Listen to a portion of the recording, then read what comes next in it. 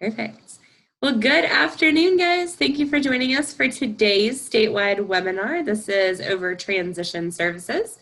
We'll get started here in just a few minutes, but before we do, let's talk about a few rules of the game when we're doing webinars, and then we'll get started. So you have seen us over here in the chat box.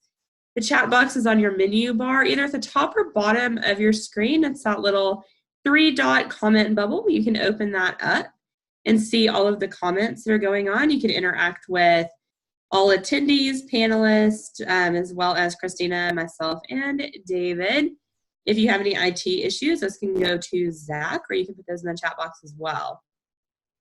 During this presentation, which is an interactive walkthrough of some things David wants to share with you regarding transition, if you have questions for him, we do want to urge you to put those over in this Q&A box. It's also in your menu bar, and that just helps us alleviate confusion or any kind of questions getting covered up from chat box responses. So do make sure as we're going that you put those questions in Q&A, and David will answer those towards the end of the presentation. All right, guys. Well, I'm Megan Sanders. I'm Training and Evaluation Specialist for Partners Resource Network. And joining me today is Christina Henning, who's the Director of Statewide Services for Partners Resource Network. And we are the nonprofit agency that operates the Texas statewide network of parent training and information centers. We have the PATH Project, the PIN Project, and the TEAM Project. We are federally funded by a grant from Department of Education, Office of Special Education Programs, known as OSEP. We provide parents with training, education, information, and referrals, technical assistance, and emotional support. And that's for parents of kiddos with disabilities, birth to 26 years of age. All right, let me introduce our speaker for today, and then we'll let him get rolling. This is David Beinke. He is the Director of Advocate Services at Interstate Advocate, as well as the Employment and Disability Specialist for Circle and Associates. And David has helped provide a unique brand of support for children with special needs in their educational environment to families throughout the state of Texas and beyond. He has a Bachelor of Science in Education and is also a former United States Marine Sergeant, claiming the moniker and related email address of Special Ed Marine. David has over 20 years of experience in the Texas MHMR Community Center system, both as a supervisor and provider of case management services. He also works with social worker Robin Petty to facilitate representation to persons in receiving their disability benefits. David is a talented musician, frequenting the various musical venues in the Central Texas area as a drummer. His list of skills is not in there, as he has provided private chess lessons and is an avid player. David is a longtime COPA member, co-chair of the COPA Advocate Committee, and is a sitting member of its board of directors. As many of you already know, David has a definite gift of gab and has artfully mastered the pun. He often says, under IDEA, a parent should never be caught between a round rock and an hard place. All right, David, we're gonna let you get started. Correct, I'm no longer on the board of directors. I had left sometime a year and a half ago, so.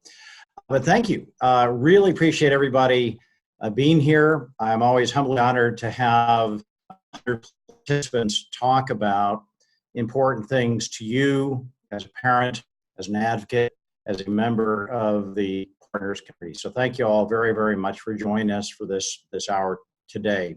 Very, very excited to be here. So today we're going to talk about transition. And transition in a two-word definition. What is transition? Think about independence and employability. That's it. That's it. If you don't take anything else away from today,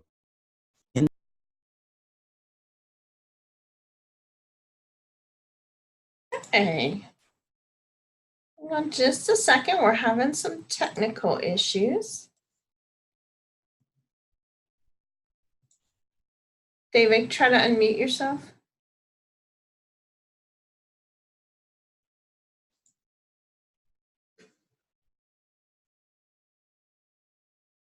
Can you hear me, David? Okay. Okay, so There you go. There you go. Yeah. Sorry about that. But in a nutshell, transition in its purest definition is independence employability. So everything we are doing from age 14 on should be geared to independence employability. That's what the shooting match is. When a neurotypical peer graduates or non-disabled peer graduates, it's independence employability. That's it. And so why aren't we shooting for that starting at age 14? And we'll talk about some of those things that actually help kick it off. We've come full circle. If you think about the turn of the century, everybody went to 8th grade, about age 14, went to work. Well, we're finding, the research kind of indicates that the sooner we start developing some preferences, and it's not predictive that they're going to have this job or that job or this career field or not, when we start talking to the students at age 14, looking at their preference or interests, maybe work experiences, it helps flush out what they're going to do later on. That's really, really important to the student and the family, because if you wait till age 18 and have the program, yes, there's 18 plus programs, et cetera, well, you've lost some years. But when you start talking to our children about what they want to do 5 years, 10 years from now, or I like to start the conversation when you graduate, want to earn $25 an hour or $7 an hour, the students immediately get interested. The whole shooting match is independent employability. I'm going to share a screen right now. This is what I like about the IDA definition of transition. It's real simple. I mean, really, really simple. And we're using CFR 300.43. It's in the IDA regs. And what that is, let's see if we can see here. Hold up here. Go.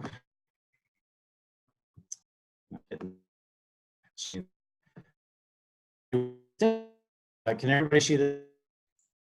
David, I think we're having some internet connection issues. We've lost your video and we can't see your screen. I've got your video back, Okay. but I can't see your screen.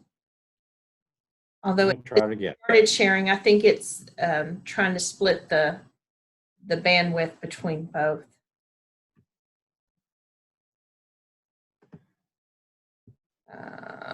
So. How about now? Does it share? No. Can you, let me see. Well, we'll just go through it. Well, so the I IDA, can pull up the site on my end if you want me to do that. it's on a, just a quick note, but it's 300 CFR 300.43. And basically it talks about what's defined. And what's really nice about this, what's really incredible, on the transition, it talks about it's the most simplest, most direct definition of employment. It defines it as it's going to be results-oriented, focused on improving the academic and their post-secondary activities. That includes education, integrated employment, independent living, community participation, adult services, which all summed up goes back to that original definition of independence and employability. That's it. That is the shooting match, independence and employability.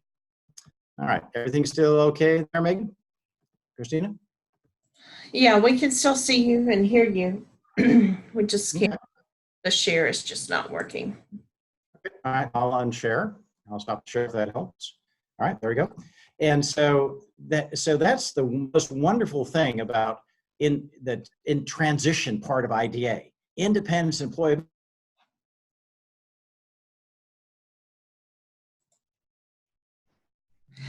Yeah, I think he's just having some bad internet. He's traveling. Yeah, it kicked him off all the way.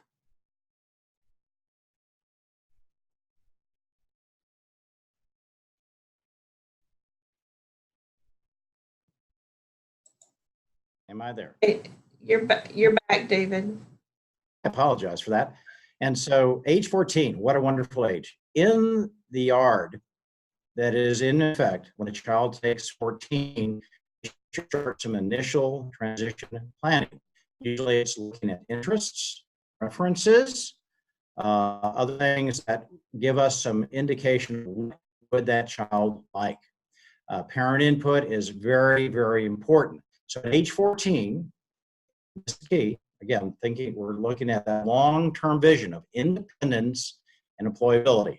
So age 14, at that 8th grade, sometimes 9th grade, sometimes 7th grade, depending on where they are at age 14, that's in effect, they should have started the initial transition planning. It's getting information to the parent, what other community agencies may be available. And we're going to switch to WIOA pre-ETS in just a minute, because that's going to, anybody that has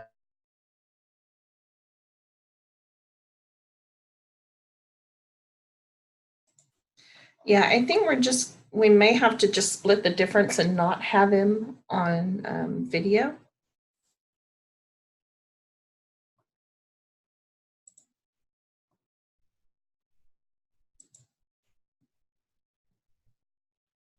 Okay, you're back now, David. Make sure I'm unmuted. Can you see if you can unmute yourself? It's going to mute you every time you go out.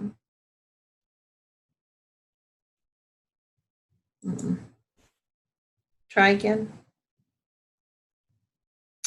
Okay. We can't hear you. I'm trying to unmute you on my end, but it won't let it. You're going to have to do it on yours.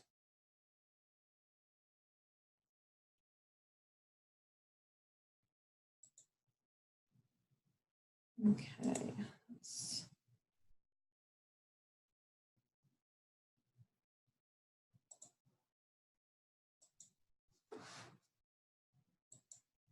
David, can you try to unmute on your end?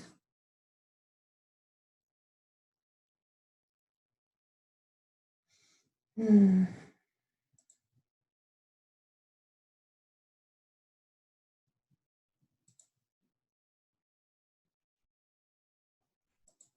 about now? Now you're back. Yeah, when I hit it, I can't unmute myself. It says muted. Oh, sorry about that. Okay. Right. So if not, I can go ahead. Right. So what I'm thinking is, because we're having the internet issues, maybe we stop your video and just go ahead and pull up on the screen what you want us to look at. Sure. Because that may stabilize your connection. Okay. Can you hear me now? Yes, sir. Okay, well, I'll just keep rolling along, because one of the key things here, and it absolutely is so important, age 14, at which the art is in effect, the transition planning starts. They're going to see interests, preferences, etc. It's really amazing the amount of information you can have, and if the school doesn't do it, and so depending on the campus you're at and their knowledge of that, it's really, really key to make sure we start developing those interests and preferences early, because that's going to depend on where the classes you're going to take. Because remember, we're on the foundation plan with endorsements. So a lot of really, really incredible things are taking place with the different pieces that are engaged with the student at age 14. In other words, if they like tech, if they like agriculture, if they like engineering, if they like some type of social service. We now have those endorsements at most of the large districts. And so having preferences developed in the 8th grade will help the plan that's developed in the 9th grade as to what type of high school graduation plan you're going to have. So don't think of going to a year of high school, because some of these preference and interests surveys that the school administers will help develop the conversation between the parent, the school, and the art team to really zero in on what's that trajectory going to be. And I can't tell you how important it is to have that discussion. Now, again, what does an 18-year-old know about employment or independence? Not much, but starting the discussion right away, how important is that, to have that discussion? Because with the amount of information students are getting through technology, through their chats, through their texts, through their Facebook, through Instagram, they're exposed to a wide variety of information.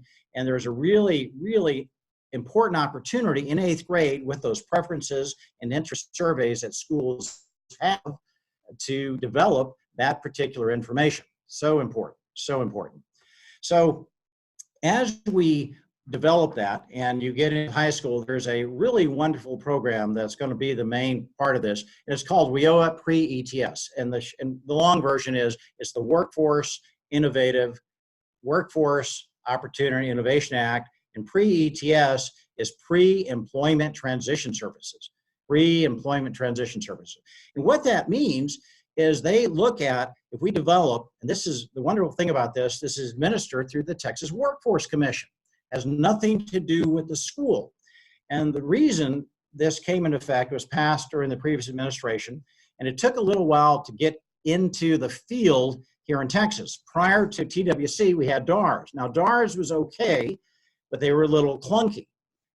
There's different reasons for that, but they weren't always perhaps as robust as we would like them to do. Sometimes folks would be a member of DARS client for 3-4 years before they had their first interview. Well, with TWC, who's been putting people to work for a long, long time, there's a new enthusiasm, and over the summer, or actually, it's been kind of unwieldy, but over the summer, all TWC counselors are now trained in this pre-ETS. And pre-ETS basically is pre-employment transition services. Pre-employment transition services. And that's defined, Christina yeah. So we're going to pull up pre-employment transition services. And what's really good about this can start at age 14.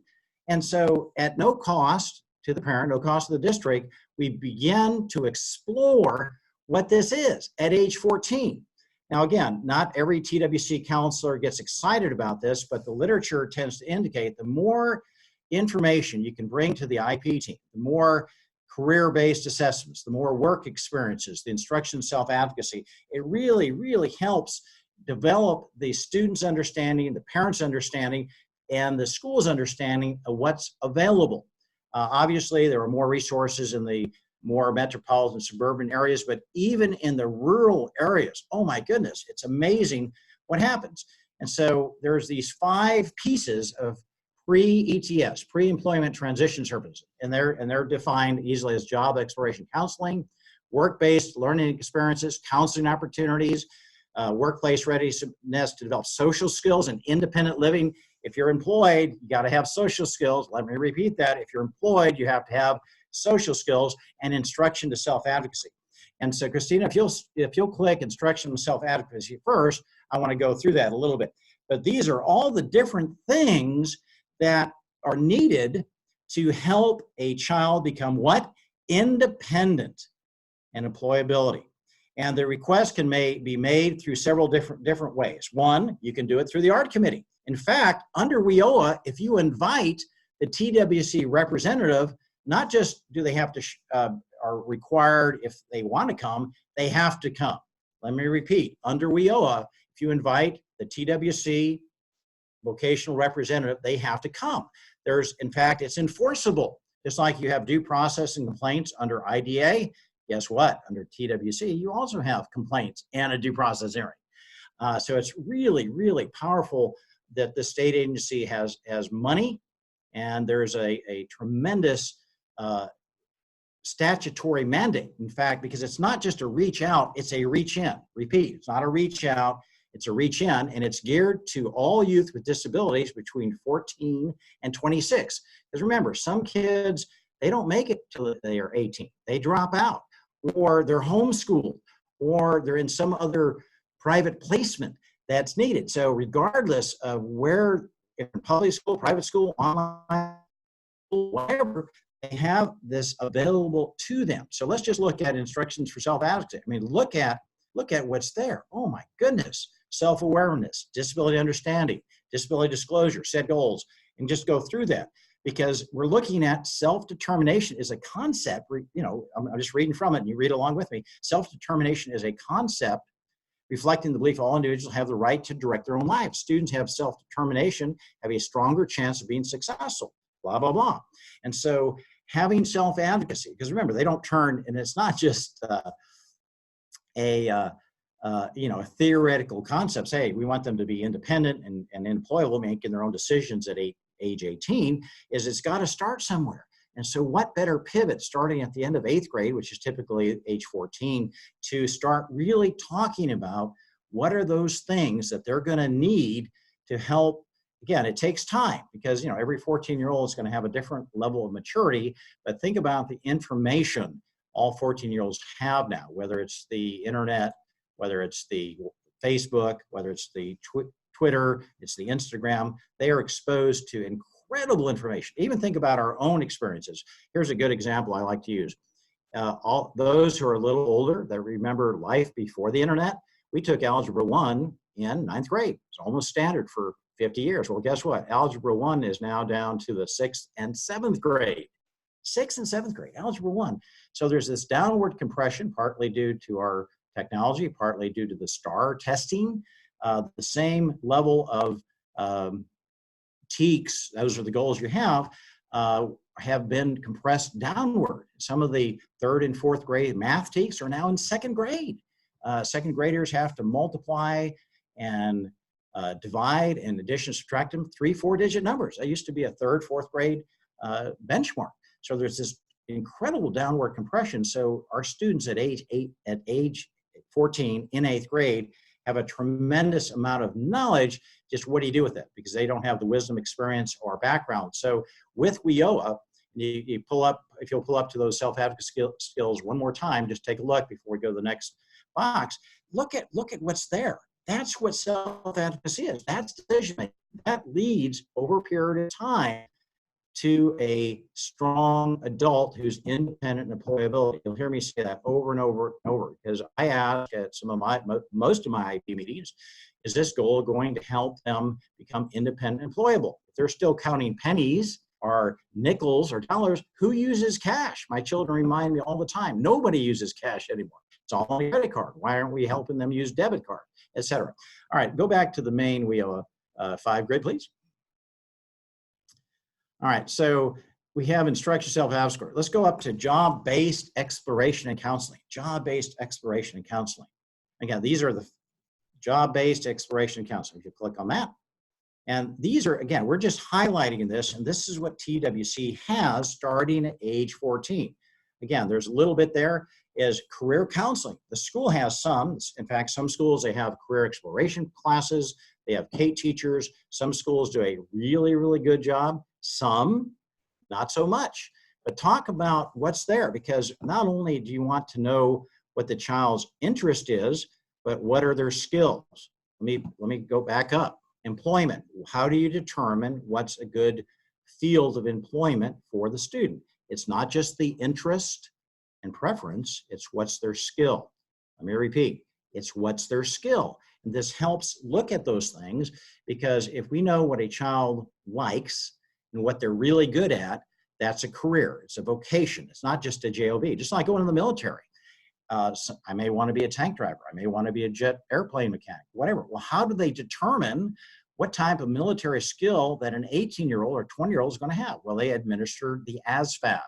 That's a aptitude test. It's a vocational test that tells you what the potential skill areas, the potential abilities, a potential path of really strong presence of what a child can do. So along with all the vocational preferences and interests, at some point between 14, 16, and certainly no later than 18, you're going to be doing vocational aptitude tests as well. And as we look here, you're looking at what's the labor market? What are the industries and occupations that are going to take you into the future? Because there's a reason the horse buggy whip business is not doing very well, is looking at what the labor market will be strong in 5 years, 10 years down the road is going to be real important, because we do not want, or we encourage that students do not pick career fields that are not going to be there. Some of the Department of Labor stats are, guess what? 4 out of 10 jobs didn't exist 10 years ago. Let me repeat, 4 out of 10 jobs didn't really exist a year ago. Even the cash register, at McDonald's is a computer. All the different icons, how many, checkout cashiers do you have after 10 o'clock? No, it's all self-serve. It's all self-serve. So the technology is tremendously changing what jobs we're going to have 5, 10, 15 years down the road. So you want to know what's going to be a hot career field or what's going to be employable back then. The other three things, and this is not part of this, but another thing the Department of Labor looked at is, hey guys, we don't care if they know Shakespeare anymore. We don't care if they memorize the Gettysburg Address. We want somebody who's technologically fluent, can get along with others, and can read. Okay, let me repeat, technologically fluent, get along with others, and be able to read. If you can't read, guess what? You're not going to be able to be technologically fluent, and you're going to have a real difficult time in the job market. So reading goes along this as well. But if we look at the job exploration counseling, non-traditional employment options, because remember, there's an option with TWC for self-employment. Say a student wants to have their own trajectory. They want to create their own job. They want to be self-employed at whatever that is. They have an option for that as well. If you'll scroll down just a little bit on other job exploration activities, career awareness, career speakers, all the different things there. Again, this is part of the WIOA, Workforce Opportunity Innovation Act, pre-ETS, pre-employment transition services. Basically, how are we going to get our children, how are we going to get our students ready for employment and independence? All right, if you go back to the main screen and click on work-based experiences.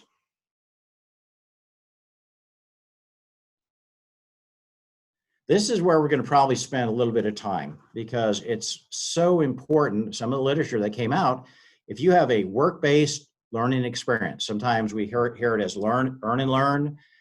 Different districts call it different things, but a work-based learning experience, not a job, not a competitive employment, but you're going to a place of employment in their career field of interest to look at it. And under you see the workplace experiences below: job shadowing, career mentorship, career-related competition, informal interviews, paid internships. But students get paid to have a work-based experience. Let me give you an example. Somebody wants to be a veterinarian or a vet tech. Well, if you've not ever spent a summer with a herd of cattle that has diarrhea, you need to know about that, okay?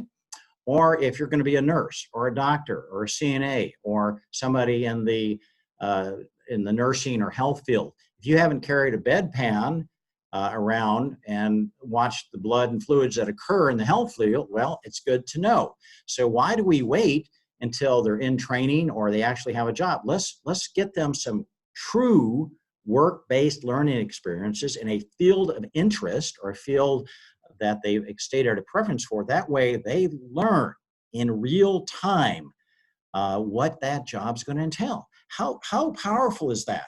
Is that they've said, hey, I want to be X. I want to be in agriculture. I want to be a rancher. I want to drive a truck. I want to be in the military. I want to be a veterinarian. I want to be a banker. I want to be a teacher. Whatever it is, we're putting limits on the preferences or interests of our students. We want to knock down the walls, not put walls there. And after we get them in with some of these preference and inventories, it kind of pops up. Here's 3 or 4 areas that they're really interested in.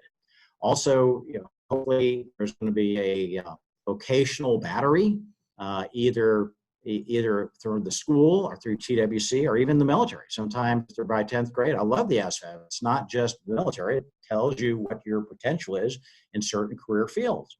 And so with that, you add this work experience, because the research, and this is why they have it in there, if a student has a true work-based experience, it's going to help them understand from their point of view, especially as they take their more stronger electives in their sophomore, junior, and senior year, or it'll help guide them so they don't have to change their major 5 times when they hit technical schools, college, or whatever they're going to do. So I want to make sure that's really important, that this work-based experience through TWC, no cost to the school, no cost to the parent. Some TWC counselors know about it. Some of them, they've had this massive training in the summer, because when this first came out, we might get the deer in the headlight look. Well, what's WIOA? What is work-based learning experience? So there's been lots of in-servicing. Again, they had a combined DARS and TWC, and anytime you take 2 state agencies and put them in the bucket and shake the bucket and expect them to function, it takes little time for them to get their path unfolded in a way that can serve students. But as of this year, there's been tremendous movement in the training and understanding between the the formerly DARS employees and TWC employees, because there are two different missions, and getting individuals with disabilities employed, it's really key. And actually, there's a policy reason for that. Let me explain. I went to the Legacy Conference probably about 5 or 6 years ago, and the name escapes me, but the pediatric neurologist who runs or at least at the time, runs the Children's Hospital in Houston said, "Hey guys, this is our issue. This is our issue," talking to the legislatures and the crowd. They said, "This is the issue, is that if a student or if an individual with intellectual disability or cerebral palsy or severe autism are receiving, are not employed, and they're receiving benefits, it's going to cost between $1 million to $3 or $4 million over their lifetime. However, if they have a high school diploma and they're employed, they're going to earn $1 million and pay taxes." And so, it doesn't matter what your politics are. If someone's employed, even partially, they're a contributing member of our society, because regardless if you look at the state budget or federal budget, depending on where you're at, it's 40 to 50% of the state budgets or federal budgets. And unless folks become employed, and I'm not doing this as a politics, it doesn't matter. You need to become employed, it doesn't matter our is to be independent. That's the match. And so think about the policy issues that implicates. If somebody's employed, they're paying taxes. And also, if you ever get an SSI check, it's only about 700 and change, 750, 775. That's a start, but is that really enough money for someone to have choices in life? So anything we can do to break down the barriers for employment for our students. And the other thing about WIOA, it goes to age 26, because guess what? It may take 5 years or 10 years for a child to get there. That's okay. That's okay. It's a 10-year plan. So between age 14 and age 26, WIOA is in effect. After that, or even before that, you can be a regular client of TWC as a vocational rehabilitation. But the idea is we don't have to be in a hurry, because we know that some of our students, they're not going to do it in a year or two. It's going to take 5 years. That's okay. Or it may take 8 years. So sometimes when I'm working with some of the schools in the rural areas and the child may have ID or a severe disability, I say, look, let's not get hung up on a semester. Let's not get hung up on a year. Let's think about it. If they're 14 now and they age out at age 22, let's talk about, and say his name is Jack, let's talk about Team Jack, 8-year plan to employment. And what are the skills we're going to use to help this child become independent, employable? And so instead of it's so easy to get, into the semester or the year. But if we think about what a child needs, it's a long-term plan. And so with WIOA doesn't look at it what semester they're in. They look at where are they on the continuum. So starting at age 14, there's some things we can do through these, especially these paid work experiences. How powerful it is for a child at 14, 15, 18. It's usually during the summer, but it could be on weekends, could be in the evenings. But how powerful is a direct learning experience in the environment where they have an interest and potential career field. Thank you, Cheryl Hubble. I think you're absolutely right. It's amazing. Again, summer, earn, and learn all through the Texas workforce. I see some of you already have that as well. And also, don't forget, don't do that in the spring. Do it now, because what happens if the slots get filled out? There's a lot of money, but it's not an unlimited amount of money. I think in Dallas they had money left over, but as this program becomes more and more popular, our parents become more and more aware of it, it's just absolutely so critically important that they're exposed to the real time. Good question we used to ask in the old days. This is Texas, right? So why not ask the student, like indoors or outdoors? They may want to be a rancher. They may want to be outdoors, or they might want to fix things that are high up on a tower. But it's Texas, because when you start thinking indoors and outdoors, it's 110 degrees in the summer. It's 20 below in the panel. It's blowing. So there's lots of this information. If we start the conversation early, over time, we have a really, really good, clear understanding. And that student it's amazing what happens over a period of time, 2 years, 4 years. You're having this conversation, you're getting into work, and you're not limited to just 1 or 2 work experiences. I think 2 is a suggested minimum, but it really helps the family to connect. and all those individuals at the IP team who also know the child. Don't neglect the IP team, because they have they can design goals that are just not for the TEKS, but they can design goals in the school that will help them target independence employability. Because that's my question. If we're having a goal where it's a TEKS goal, that's fine, nothing wrong with that, and that's what we have to do. But if it's not helping that student, especially if they need a little more time, move toward independence employability at whatever rate of speed that is, what are we doing? All right, let's go back to the other main screen, and then we'll go to the top of the hour and we'll just open it up for questions. Thank you, Cheryl Hubbo, for showing. Cheryl Hubbo posted in the dialogue box. It's amazing. Yeah, there's just incredible words. Okay, let's go to counseling or opportunities for enrollment in comprehensive training programs. Okay, just scroll down a little bit. These are some of the, again, there are lots of flexibility. These are just some ideas, but this is what we do when there's student exploration and planning. We need the academics. Is there an advocate needed for accommodations? What's the interests, abilities, talents? I mean, there's this whole section there that talks about career exploration. What do we need? What's the background information?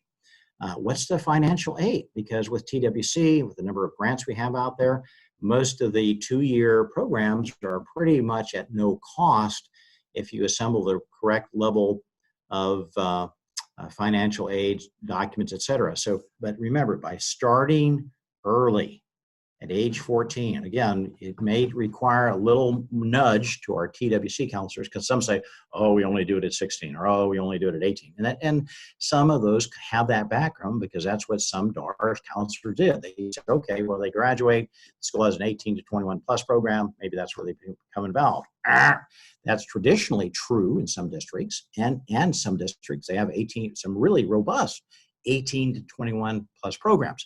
We're not dissing those in any way. This offers another tool, another avenue to explore.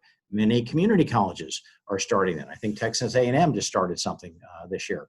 So there's an incredible effort statewide within your community colleges, even within your community. Dallas, Fort Worth, Austin, Houston all have third-party training programs as well. So this is just one small piece, but because it's funded by TWC, those third-party providers are cropping up a lot more because there's money to be had. Obviously, it all has to do with money.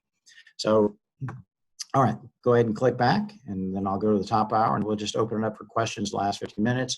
Last place is workplace readiness training to develop social skills and independent living. Remember, it's not just about the job. You have to be able to get along. I mean, look at the list.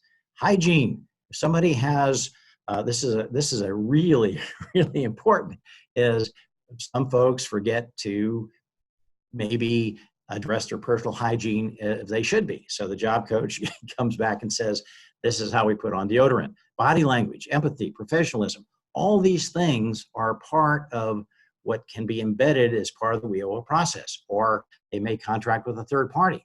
Because back in the day, and I'm going to back up a little bit, is in a critical case came out in 1999 called Olmstead. It's an ADA case. An ADA, 504, same, equal access, equal opportunity. And this Olmstead case was about 2 individuals in a nursing home who had mental health problems. And they said, hey, I want to live in the community. And the state of Georgia said, no, it's our money. You live where we tell you to, and you live in the nursing home. Well, they won the Supreme Court decision, and now people have a choice. Well, in 2009, the previous administration started the Olmstead Task Force, and they went around to all these different kind of mental health, nursing home type facilities to make sure that in the facility had a choice. Well, in 2012, 2013, turned toward education. And the first large school system, Rhode Island, known as RIDE, Rhode Island Department of Education, they had their first big settlement with the Rhode Island Department of Education. Because what they found in Rhode Island is we had many students who had ID, and before they graduated, they were in shelter workshops. Well, guess what? When they graduated from high school, they went to another shelter workshop at sub-minimum wages. So a lot of this old way of thinking, hey, we have a shelter workshop. Oh, we have a congregate place for them to work. That's gone. ADA means equal access and equal opportunity, just like your non-disabled peers. So, and that means, so this integrated community theme is which WIOA represents, because WIOA was passed after some of this Olmstead and ADA things occurred. So the idea for our students with disability, they're going to be able to participate in an integrated community environment. That's recreation, leisure, employment, housing, social, transportation, you name it. Everything that's geared up. Everything that's geared up. Because if you go back to the original definition of the IDA transition plan, well, guess what? We have two bookends. When IDA transition language first came out, we weren't there. But with the IDA transition language and WIOA and Olmstead, this equal access and equal opportunity for our students are throughout their lives. Housing, employment, because right now, what's competitive employment? Well, it's a real job with a job coach for 3 years. Before there might have been limitations on job coaches. But yeah, why not have a job coach for 3 years? What's wrong with that? If it makes the student independent and employable. So I'll take a couple more minutes. So what's really been exciting, and that's why I get really excited, is that we have this incredible opportunity, and I'm seeing it over and over and over, is that we have these programs, and it's policy now throughout the state, throughout the feds, to get our children employed and independent, and the resources there. It's not, sometimes, you know, we have students on the class list for 10 years or the HCS waiver for 15 years. Well, those still exist and they're not going away. So all the traditional stuff has been there, but there's this new exciting developed community colleges, Texas A&M, or regional service centers, schools that, you know, are embracing this. There's this incredible energy and opportunity that is now occurring within the state of Texas for our children to become independent and employable. Again, it's up to the parents. It's up to the child after they turn 18, unless there's guardianship or supported decision-making. But the main thing is that parents are aware of all these resources starting at age 14. And if you'll click back the screen, please. And so those 5 things, that's what, and remember, this is what's required in pre-employment transition. It's not just, and remember, it doesn't necessarily happen from the school. The school can be a part of it. The school can be an integral part. And so under IDA, if they're enrolled in school, they're still the primary agency. But TWC has not this reach out, but this reach in mandate to help our students move through that network. So with the degree plans, with the endorsements for the foundational program, community colleges becoming more sensitive and developing relationships with students with disabilities, with TWC now combined with DARS to really start, hey, what can we do to get our students to work with parents.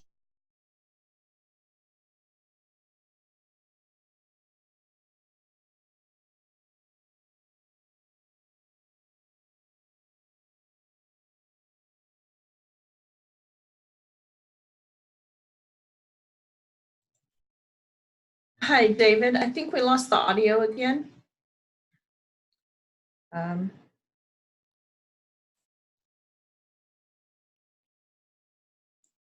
Try to unmute yourself again. There you go. How's that? There you go. There you go. Sorry about that. Okay, I'll hit the, all right, can you hear me now?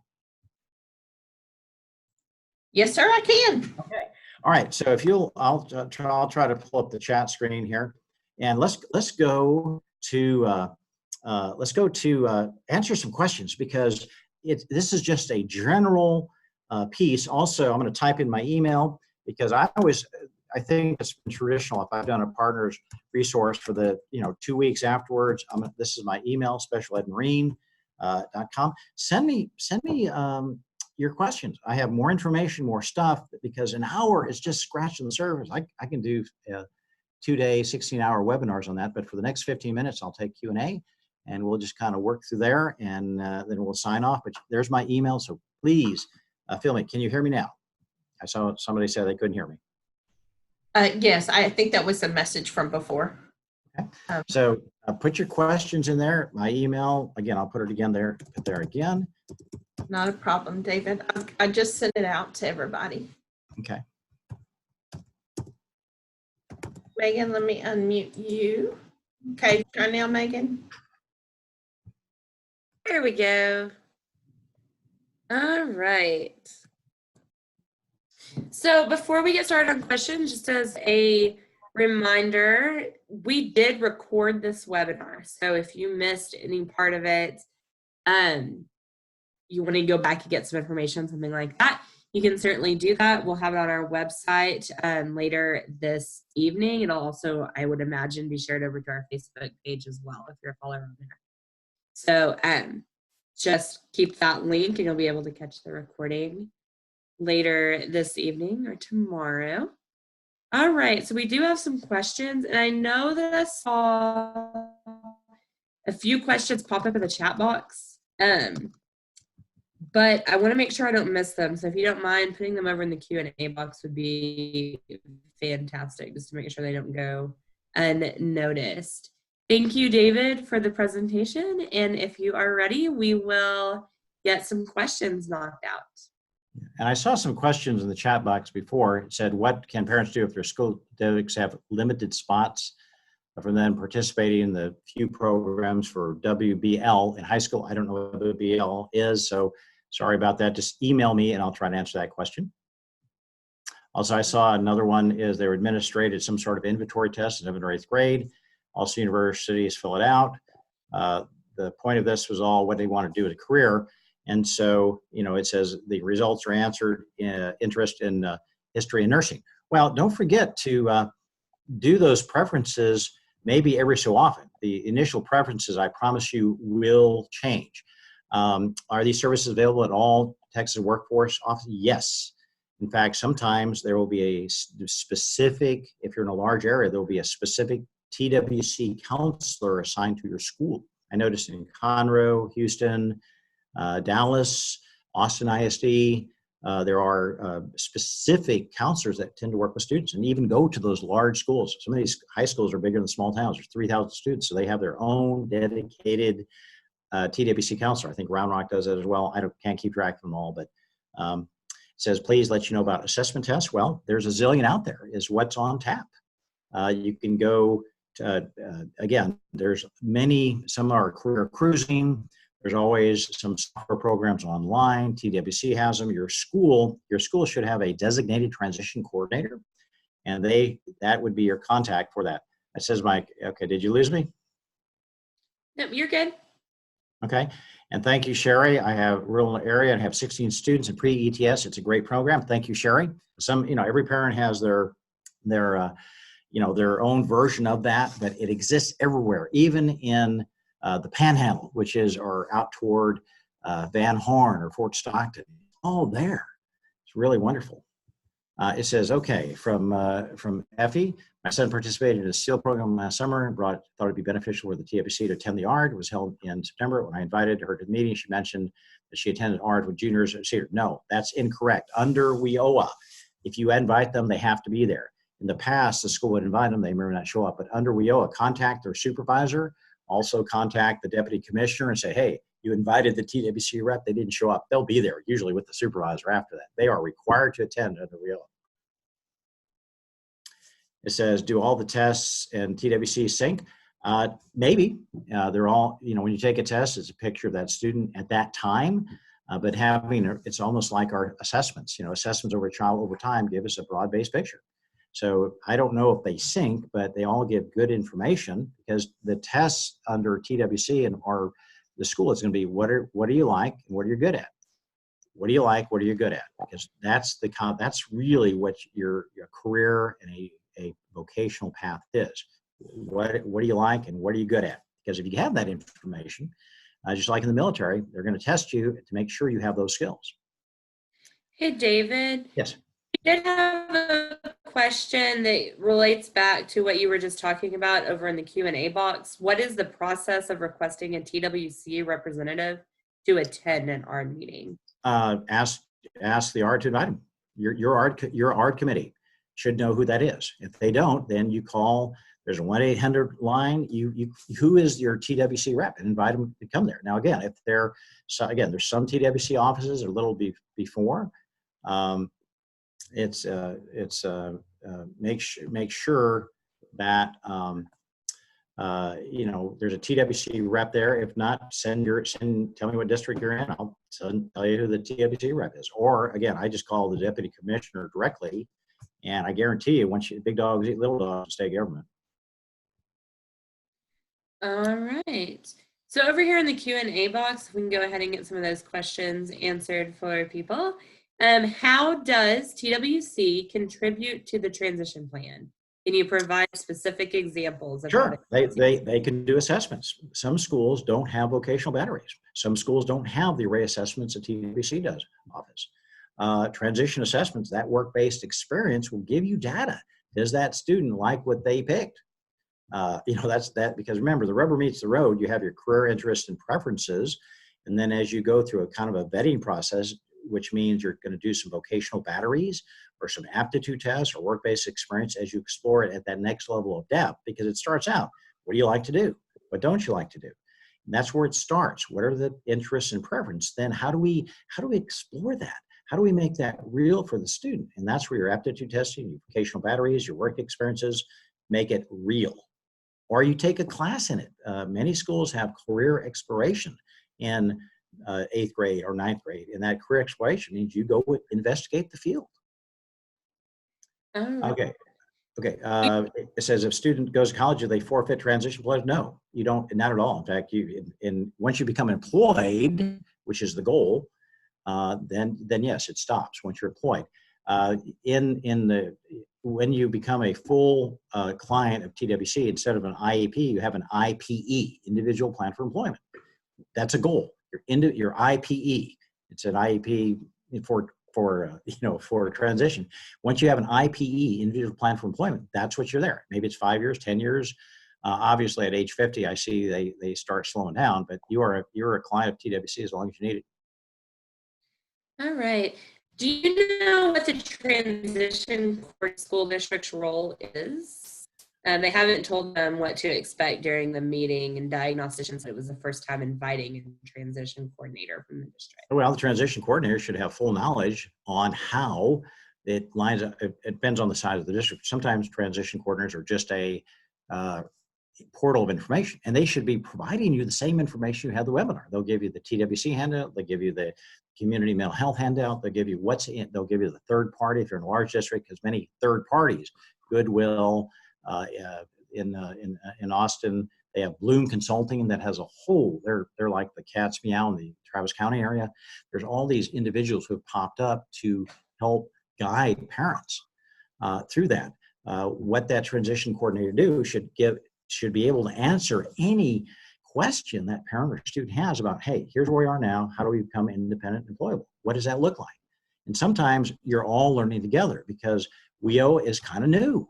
And when something's new to bureaucracy that's done something for 5 years, 10 years, or a certain way, guess what? Everybody learns together. I just got done with an East Texas district. They knew nothing. But over the last 3 months, we're having big meetings of the mental health, of TWC, of the special ed director, of the transition services. We're all learning together. See, in other words, I don't know what they do or do not know, but I know what they should know. And if they don't know that, then let's just say the name is Jack, then Team Jack. And I hate the word hard. It's like, they used to have the word H and it was hard. Now it's an R. I just take the first name. That's what it is. So for Team Jack, how are you all going to learn together? It's not a prescribed formula. It's what do we know now? What don't we know now? How do we assemble this through the IPs, BIPs, transition services, WIOA? How do we get Jack from wherever they are, 8th grade, 16, 18, whatever it is, how do we get them to independent employability? So it's a learning process of everyone. It's not prescriptive at all. Because remember, that's what IDA is. It's a flexible, fluid negotiating process. You may not think of an IP meeting as negotiating, but it is. It's a negotiation about your child's education and beyond. It's a negotiation. Hey, David, someone's asking, how would a parent best assess their child's interest and skills when their child is severely disabled? We're talking total care, non-ambulatory, non-verbal student. It's not communicating beyond expressions and body language. Okay, well, what are the unique individualized needs? Who can assess that? It may not be a traditional employment or pre-employment setting.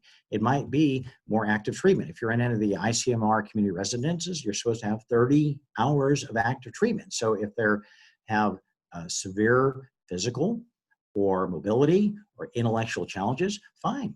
But they still can live in the community. Now, there's going to be a lot more medical, there's going to be a lot more support, there's going to be a lot more to that, especially if they have some severe medical, neurological type conditions or needs. That's fine.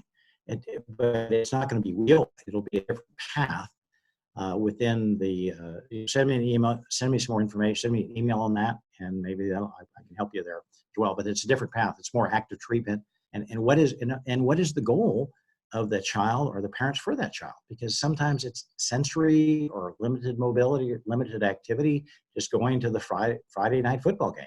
That's a big deal. So it's really, what is the preferences of the parent and what are the unique individualized needs of that student? Regardless of where they function, it doesn't matter. Being in the community to the extent possible, being employable to the extent possible is the whole idea of ADA, 504, IDA, MOUSE, whatever law we're talking about, to help individuals grow and who they are. All right, let's see. Just to clarify, you said WIOA goes up to age 26, or was it 24? Age 14 to 26. Okay, perfect. Just wanted to make sure. All right. During IEP meetings, will the committee and parents be able to determine a student's ability to be independent or employable? That's why you do assessments. The answer is yes, but remember, everything in an IDA, it's an assessment evaluation driven process. We can think something, we can believe something, but assessments drive everything. Assessments of preferences, the assessments of interest, the assessments of aptitude, data assessments, evaluations, they're all the same thing. Data drives everything. Information drives everything. So if you don't have an assessment or you're not sure, what a great time to go assess. In other words, there's a Texas 3-step. Assessment drives the plan drives the placement. If you don't like the plan, you don't like the placement, what do the assessments tell you? Because schools make their decision on assessments. TWC makes their decisions based on assessments. So better assessment, better plan, better placement. Perfect. And yes, go ahead. And they will provide services concurrently with the school if, like work-based learning. Always they're in school when they do that. Absolutely. All right. As a follow-up to the question about independent or employable, the son's in 6th grade and they're asking if he wants to go to college. They're excited that they're already asking for the transition profile. They're just not sure if college, trade school, or straight employment. Well, I don't know. If you look at the autism supplement, you can start transition planning as soon as you want. 14 is what Texas says. 14 is what WIOA says. But if you need to start earlier, sure. If the IEP team, now again, it may be some long range planning, because if they're taking Algebra 1 electives in 8th grade, as some of our, some of our school districts do, is it appropriate or not? That's for the IEP team and the parent to decide. Remember, think about the IEP. The IEP, that document, our document is an offer of FAPE, free and appropriate education. The parent's role is to either accept or reject the offer. You don't provide the services, they do. So remember, when you say, there is no they, it's one ARD committee. You are the they. Because when you say it's the school or the parent, no, it's one ARD committee. It's you is the they. And the role of the parent is to accept or reject that offer of FAPE. And remember, if you're signing it without understanding the document or know what's in the document, well, don't do that. Is when you go to, at the end of every IEP meeting, or at the end of every ARD meeting, that document, 40 pages, 60 pages, that's an offer of FAPE to the parent. The parent can either accept that or not. Just like a contract for a car or a house. You accept the offer of FAPE or you don't. So is it appropriate or not? I always leave that to the individuals who know the student best, and that's the individuals around the table. And if you're not sure, assess. When in doubt, assess. When in doubt, evaluate. When in doubt, call an advocate. That's what I'm saying. My email's there. I'm happy to respond to any emails for the 2 weeks, because this is very complex and it's not a cookie cutter type of process. Absolutely. There has been some talk about disability in general. Is it better to go for employment instead of signing up for disability for a child? if disability is received, will it impact ability to be employable? No, no. If you're on SSI, you're a primary candidate for TWC, and that's again because remember before you get SSI or Social Security at whatever age, they're going to assess you to see what you have. They'll do it a functional vocational capacity.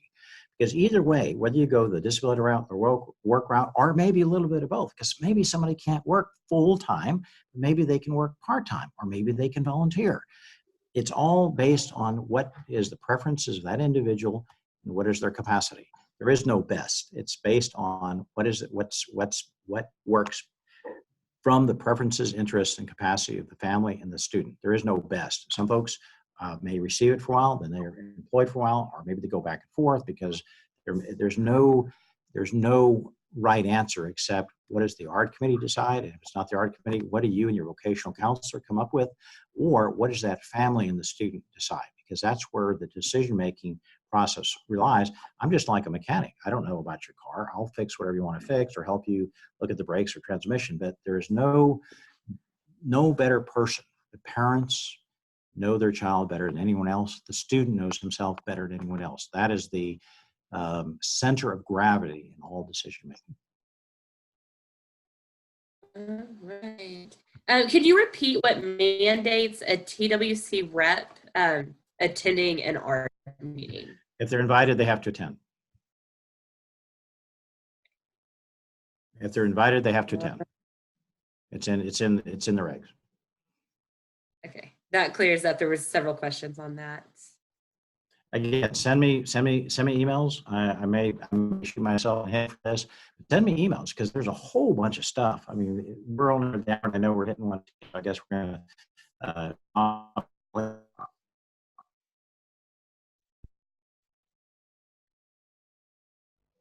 One last question. Hear me? Let me find. We Do can, one more question? yes. Yes. If a student wants job exploration counseling from WIOA, do they have to have an Say that question one more time. If a student wants job exploration counseling from WIOA, do they have to have an ARD? Do they have to have an ARD? Yes, that's the question. No. The services can be provided separate and distinct from the school. And so, because some folks, they say, hey, I'm done with the school. I'm just going with TWC. Because some schools just don't have the resources for one reason or another, especially if you're in a shared service arrangement or a co-op. Sometimes it's pretty lean in terms of transition. Perfect. All right. One last question for you, David, just to verify. Are these services talked about today available at all TWCs across Texas? The answer is yes. Now, whether they're functionally available, that's a good question. Sometimes I spend 3 weeks talking to the supervisor or up the chain of command. If your local TWC counselor doesn't get it, call central office, ask for the supervisor, show them the law. Perfect. Sometimes it requires a lot of education for the TWC counselor. Everybody learns together. Absolutely. All right, guys, David has shared his email multiple times, but just if you haven't grabbed it yet, it is in the chat box and it's specialedmarine@yahoo.com. So pretty easy to remember.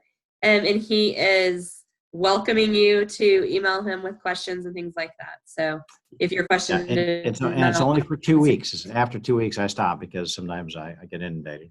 But I'll have the holidays coming up to respond to emails. But thank you all for letting me. I apologize for some of the technical glitch, but thank you very much for having me here. Thank you, everyone. I'm very honored to share and have you on this webinar today. Thank you, Megan and Christina. Thank you so very much for allowing me to just share a little information. I'm very humbly grateful. Thank you, David. Yes, so remember that offer stands for 2 weeks. So get your questions and things into David if you didn't get your question answered today or if you have anything follow up. David, we really, really appreciate you coming and sharing. No, thank you so very much. And again, I'm always happy to be of help. Thank you very much. Perfect. Thank you. All right, guys, before we wrap up, let's talk about what we have coming up. Tomorrow, which is Wednesday, November 13th, here again at 12:15, we have Child Find. What is it and how does it work? That is with Robin Pokladnik.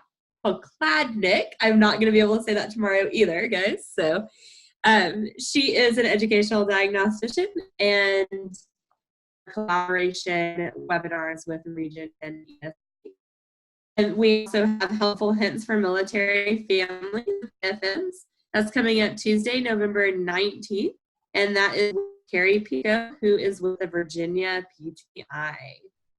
We also have, there we go, Mathematics Learning Disabilities, Characteristics and Interventions. That is Tuesday, December 3rd, again at 12:15, and that's with Dr. Shin from West Texas A&M University. Guys, that is all of our upcoming webinars so far. We have one, but for right now, that's what it is. If you have questions about our webinars, if you are interested in a specific topic, if you just want to shoot us some feedback and let us know how we're doing, please feel free to email myself or Christina. Our email addresses are on the screen. Also, check out our webinar website, prn.org/statewide webinars. That will give you the list and the registration link for upcoming webinars, as well as all the recording access for our previous webinars. Join us on Facebook. We do full Facebook Lives, and we also share our recorded webinars over to the page as well. Hey guys, we really are thankful that you joined us today. We hope you all have a wonderful rest of your day, and that we'll see you tomorrow. Bye, guys. Bye-bye. Thanks, everyone.